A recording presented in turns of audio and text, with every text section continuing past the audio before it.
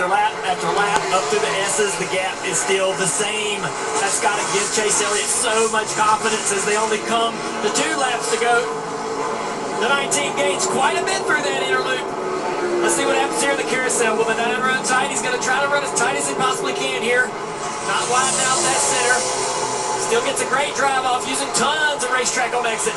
Truex actually changed his line that time. He went up the racetrack, trying to mimic what the 9 and Chase Elliott's doing. These closed 2 car lengths is the distance. He's got to be perfect. This corner right here, downhill, hard braking. Stab the throttle, hook the rear tires, something stick. Just 2 laps to go, and a guy like DiBenedetto has made his way up into the top 10. He's running in the 7th position.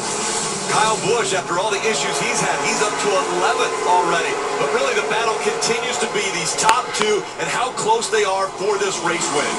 Less than 2 laps to go at Watkins Glen. Chase Elliott, crew chief on the left. That's Alan Gustafson. You saw Cole Byrne.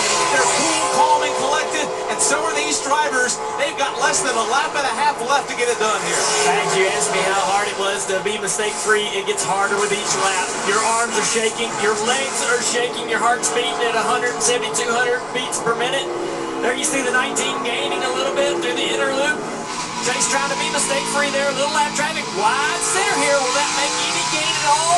And down this long straightaway, doesn't look like it's going to be a profit there. Yeah, but Truex made a ton of ground up through that inner loop. Chase Elliott's going to have to stay aggressive. I know you don't want to make a mistake, but if you're not aggressive, that will force you into making a mistake, and Truex will be there. Truex is fast enough where to win this race, Chase Elliott's got to tackle this last lap, not protect. Coming up on 1 lap to go, presented by Credit One Bank.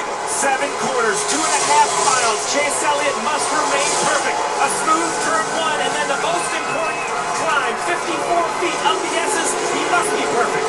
This is for all the marbles here at Watkins Glen. The crowd and the S's have come to their feet.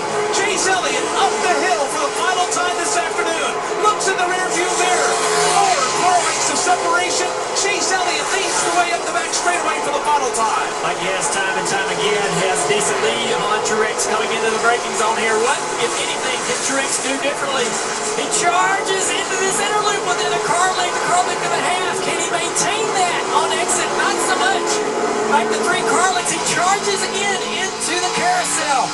There's just nothing he can do about how good this 9 car is getting out of the corner. Chase Elliott has been perfect on these last 20-some laps. He's done a great job. 2 more corners left.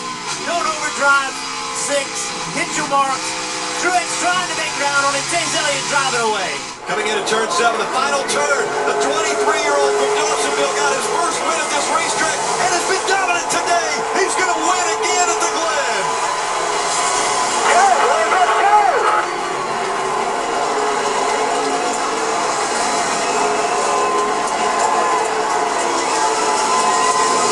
Great job, Ronald. Great strategy.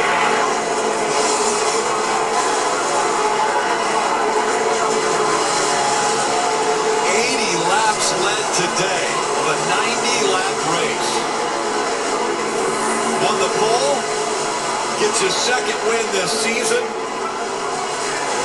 What an impressive run Chase Elliott has put together. And this really has become his best racetrack.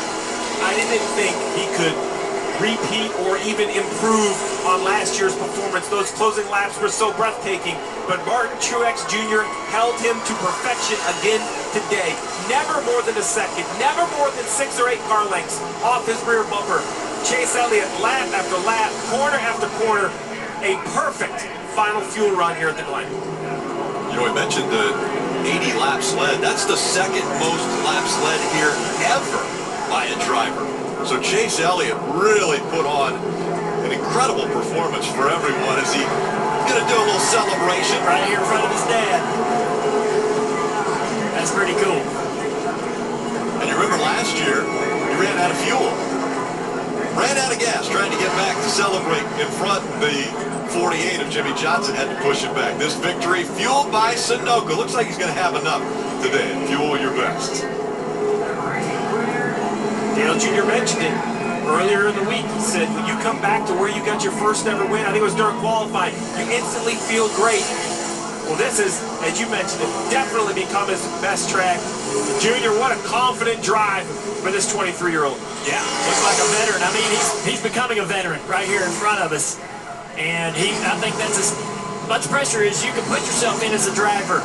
Being chased down by a champion who's been amazing at the road courses the last several years, and he did not make one single mistake. I think the lessons learned from last year's battle, right? He made that mistake in turn 1 late, got away with it, but this year, no mistakes. Going to do an awesome burnout right in front of me.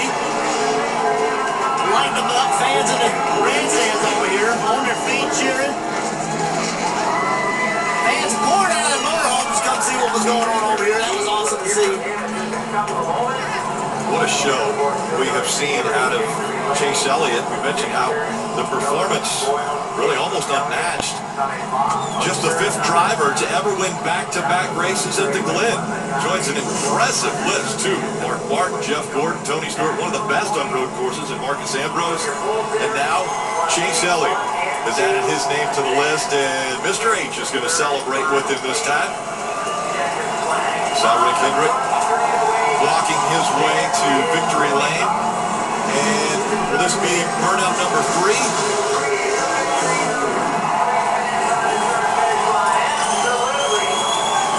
Just an aggressive parking job. I was impressed. I like how he spun it around, facing his crew. He'll climb out, and once again, the fans appreciate that performance.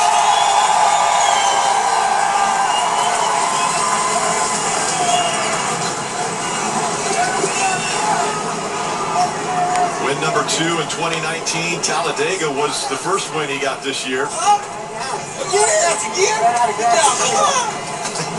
You just heard him ran out of gas again. Little buddy!